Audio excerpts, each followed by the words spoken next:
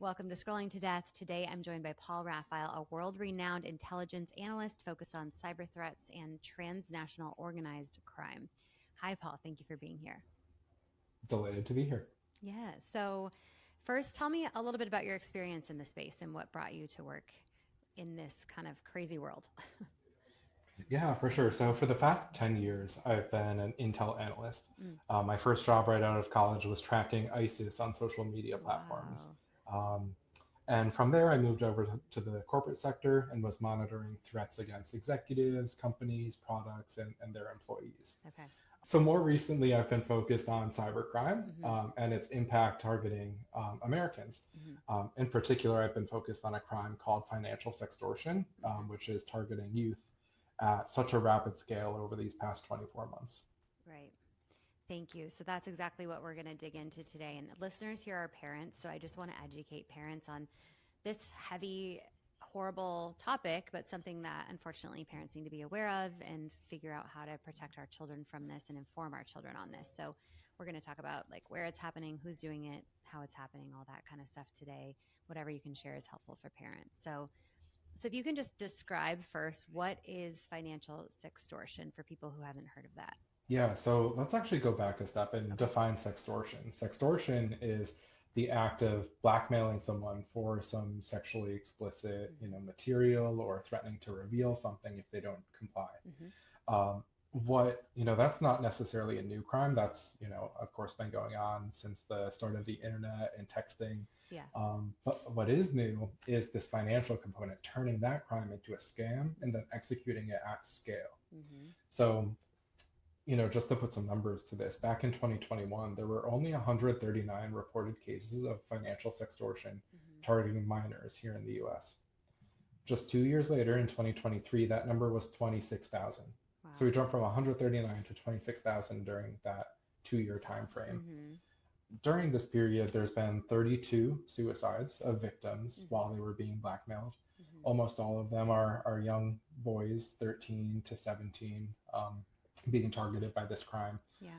That is all reported numbers. How do you feel? Like, what's your feeling around how many people are actually reporting it? Because this is a situation that can be very embarrassing for both the child and the parents sometimes don't want people to expose it. So do you have any just theory around what actual numbers could look like? Yeah, for sure. You're right. And these scammers rely on the embarrassment and the shame associated with this type of scam. Mm-hmm. That's why it's so effective at coercing their victims. Yeah. The Australian federal police actually estimate that less than 10% of cases of financial sextortion are reported.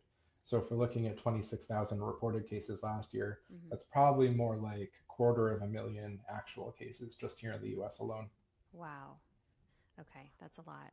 And I know that when I post anything about sextortion or I talk to John DeMay, whose son Jordan died from this situation, and anytime any of us speak about it, we get messages and comments saying this happened to my son, this happened to my uncle, this happened to. So everybody's touched by it in some way, whether they know someone, I feel like at this point. And are there any trends in who's getting targeted? Are any locations that are specifically getting targeted? Anything that parents should know? Right. The simple answer is high school boys Mm-hmm. in Western countries, Canada, the US, UK, Australia, New Yeah. Zealand, as Okay. well as across Europe.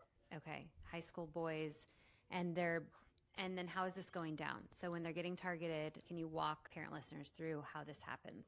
So cyber criminals are using a vast network of fake Instagram accounts, Mm-hmm. catfishing teens into thinking that they're young females. Mm-hmm. So these accounts, they have fake profile photos, fake everything on them, Mm-hmm. and they're essentially adding as many teen boys as they can on Instagram. We're looking at these accounts, they're adding hundreds of potential victims or targets every day. Wow. We're reporting these accounts that we know are committing sextortion, and oftentimes they aren't even getting taken down.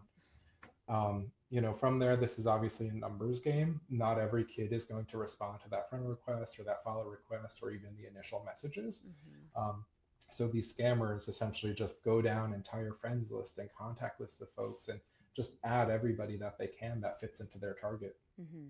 Is there no regulation on how many Instagram accounts you can sign up for or any verification that you are a human being? There are minimal procedures in place for an Okay. Instagram account, but these criminals are hacking or buying aged Instagram accounts in order to look more authentic. So a lot of these accounts that are actually engaging with victims, it shows that the account has existed on Instagram since Mm-hmm. 2018, 2016. That signals potentially authenticity behind the account, Mm-hmm. um, which of course makes it a little bit more tricky to detect that that's actually a scammer behind that account. Right.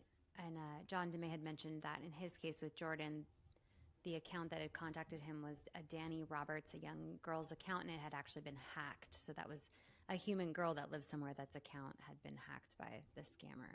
And then you mentioned that you report these scam accounts or these fake accounts, and they're rarely getting taken down. Is there any stats around that, or just like most are not getting removed? In my experience, most of my reports have not resulted in action from Meta. Okay. There are certainly exceptions to that. There are cases where we're reporting sextortion accounts and they are taken down, Mm-hmm. but I would say that's not the norm. Okay. Would there be a solution to implement to identify these fake accounts that Meta could implement that would help here? Yeah, for sure. And Yeah. and they're planning to do something like that. Okay. We haven't quite seen that action yet. Okay. But there are practical things that they can do to detect these accounts. Okay.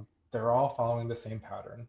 They're all Right. accounts that are either newly created or they're hacked accounts Right. that are just logging in for the first time from Nigeria. Right. Then the username changes on the account for it to appear like a female name. Mm-hmm. And then that account is adding as many teen boys as they can, as many high schoolers as they can, to appear authentic, Mm-hmm. to kind of fit in with that friend group or that Mm-hmm. social circle, pretend to be a mutual acquaintance or somebody from that school, Mm-hmm. maybe from the other side of town. And that's when they engage with their targets and their victims.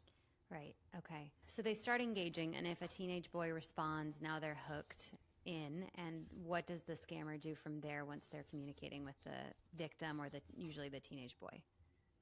Yeah, so one of the tricky things about this crime is the scammer is actually sending images first of a teen girl or a young woman in various stages of undress, and then they're asking the victim or their target Mm-hmm. to do the same. Send me a photo back. I sent you one. Now you send me one. Yeah. Um, as soon as that happens and they get that picture, that perfect piece of blackmail that they need, that's when the threats begin. Hey, I've screenshotted all your friends and followers. I've screenshotted your friends and family. I know where you go to school. Mm-hmm. I'm gonna post it to your school, your teachers, your friends, unless if you pay me $300 right now. Mm-hmm. And then if the teenager pays, I'm hearing that often the scammer will continue to ask for more money. Is that true? That is absolutely true. If you pay, they are not deleting that image for probably quite a while. They're going to use that leverage over that teen's head for as long as they can. Wow. Um, but they'll continue to ramp up threats. They'll make up things as part of their script that says, "Oh, you've paid me the first 300. Now it's another 500 for my boss to delete the photo, or another 200 for me to remove it from the recycle bin or the trash folder." Mm-hmm. So those just keep going on and on and on until that kid has just no more money left. Yeah. And what's happening when the boys that die by suicide? What is happening in those situations? Because I've heard that they're being encouraged to kill themselves. In many of these cases, these scammers are absolutely ruthless. They don't care about human lives, they just want their next dollar.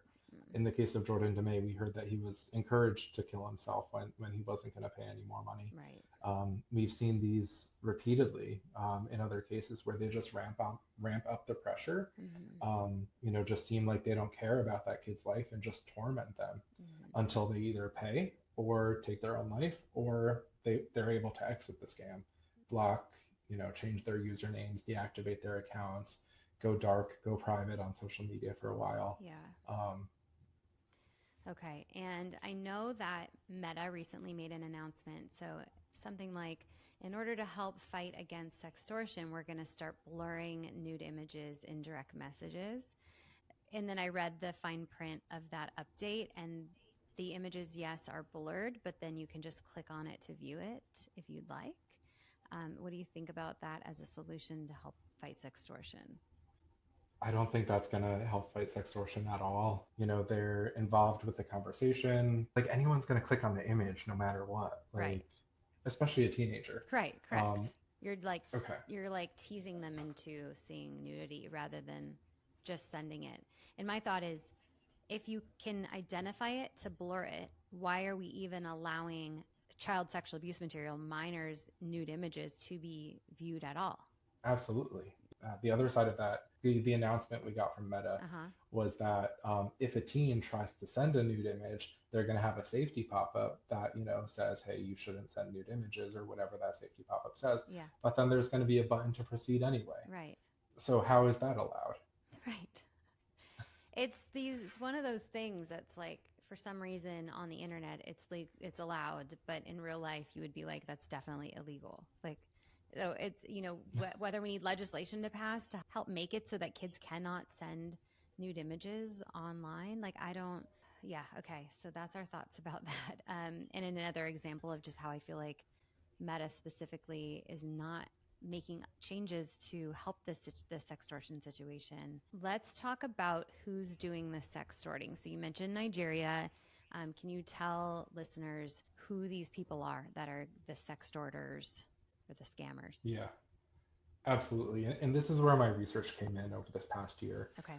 We found that virtually all of the financial sextortion that's targeting minors here in the US over these past 2 years Mm-hmm. is attributable to West African organized and disorganized crime groups. Mm-hmm. Primarily, it's Nigeria.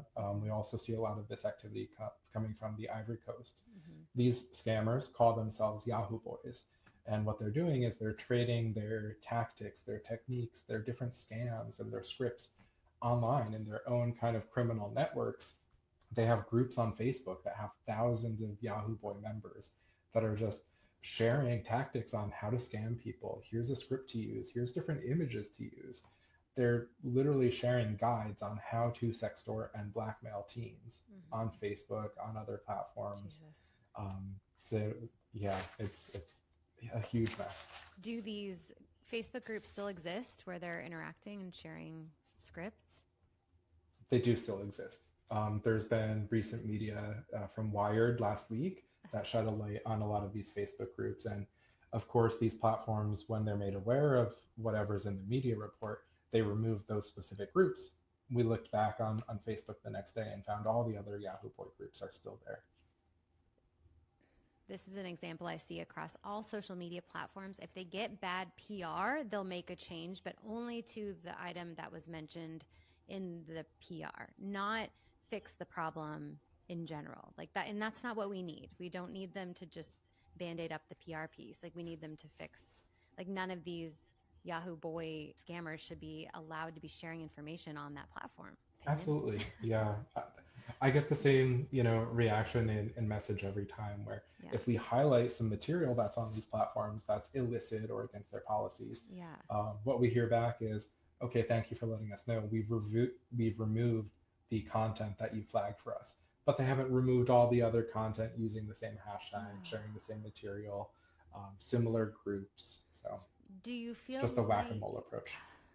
Do you feel like that's because a human isn't even reviewing it? It's just like technology that's reviewing it for certain keywords or something and removing that one thing, but not putting like actual thought to it that maybe we should take another step? Like, why can't they think? Why can't we think smarter about this?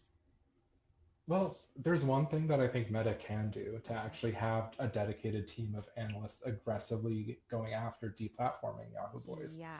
Meta already has a policy and groups built around that policy called dangerous organizations and individuals. Mm-hmm. This is their policy that guides their deplatforming of ISIS, Al Qaeda, like other Mm-hmm. transnational organized crime and terrorist groups. Yeah. They should classify Yahoo Boys under this entity. I think the reason they haven't yet is because traditional Yahoo Boys have been seen as fraudsters, online internet scammers, but not Mm-hmm. necessarily violent actors. Mm-hmm. But the scams that they're sharing now are absolutely violent. The language in them is violent. It's sexual assault in these cases against children. Mm-hmm. So I think this absolutely qualifies to be classified as a dangerous organization. With that classification, Meta has analysts whose sole job is to go after groups that are trying to come back on a platform who have been classified under this category. Right. And how many accounts are we talking about on Meta's platforms between Facebook and Instagram that are related some way to the sextortion problem? It's got to be in the hundreds of thousands. It's a huge number. The accounts generally, some of them are banned after a couple days. Mm-hmm. So it's really whack-a-mole. We know that these criminals, each individual criminal is probably running a couple dozen accounts at any given time. And as soon as one is banned, they have the other one lined up to go. Okay. So if these hundreds of thousands of accounts were to be deleted, I mean, Meta loses a little bit of ad revenue there that's getting served to those accounts. It's just my thought. Like, one of the reasons why I just can't understand why they wouldn't take action on this. And I know that whenever it's going to cause a hit in their monthly active users, they resist making changes. Yeah, for sure. That's my experience speaking with some of these platforms as well. Yeah. And is this only happening on Facebook and Instagram that you're seeing, or is there other platforms that kids are getting sextorted on? So the top three platforms where minors are reporting sextortion: Snapchat, Instagram, and Wiz. Wiz. What's Wiz? Oh, that's a new one. So Wiz is a social platform. It's been called a Tinder for teens, and it specifically markets itself towards the younger audience and matches teens by swiping left and right on each other's pictures, and then they can have a conversation just like Tinder. How do they verify that they're teenagers? So Wiz has a facial scanning, Okay. when your account is being created. Okay. We have seen this being abused by criminals where they either scan someone else or they manipulate that data somehow, some way, Okay. in order to bypass that feature. Okay. Snapchat's an obvious one because of the disappearing messages, and it's difficult to get the record of any crimes that happen on the platform, so I'm not surprised by that. Are the platforms doing anything helpful to stop sextortion? I will say that different platforms have taken more aggressive approaches than others. Okay. Wiz, for example, was actually removed from the App Store and Google Play after concerns were raised about child safety issues on their platform. Wow. Okay. And they were forced to actually add more safeguards in place and then undergo another review by those app stores before they could be added back to the store. Great. So we actually have seen lots of different features, safety features added to Wiz. Mm-hmm. Definitely a good move. We would love to see that same sort of aggressive effort from Instagram as well as Snapchat. Okay. Now, we recently had here in the U.S. A new law passed called the Report Act that will now force the platforms to report grooming, sextortion, these type of crimes. I was just surprised to learn that the platforms were not required to monitor and report previously.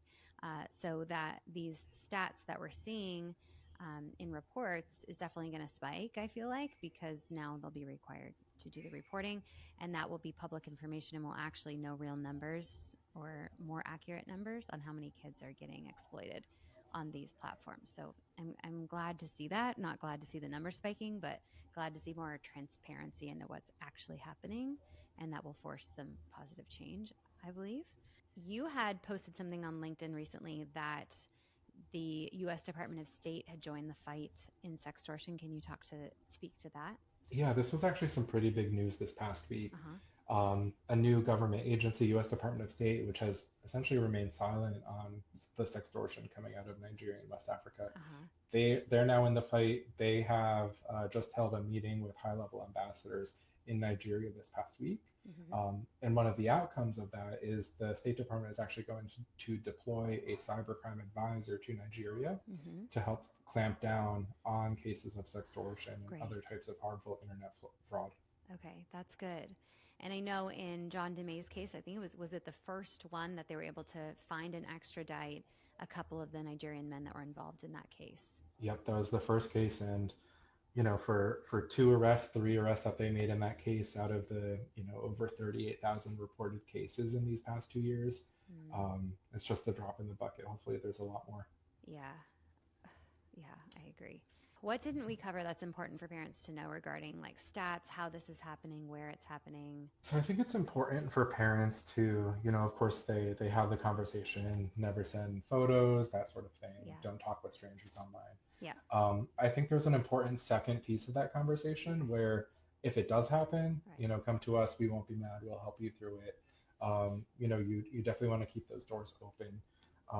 Even in these cases where parents have done everything right, had these conversations, these criminals are tormenting, literally torturing the kids in their own room.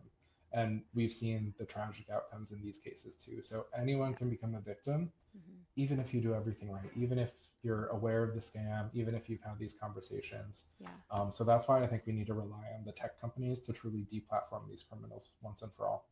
Yeah. Okay. And when it does come to parents, so you're advising, tell them they can't send nude images. I think if your kids are old enough and they're active on social media, I would say if they're on social media, they are old enough to know that they could get contacted by a stranger. Someone could ask for a nude photo. You cannot send the nude photo. But I love the layering on of if you make a mistake and do that, you can come to me. I'm your safe space. I will fix it for you and we'll figure it out.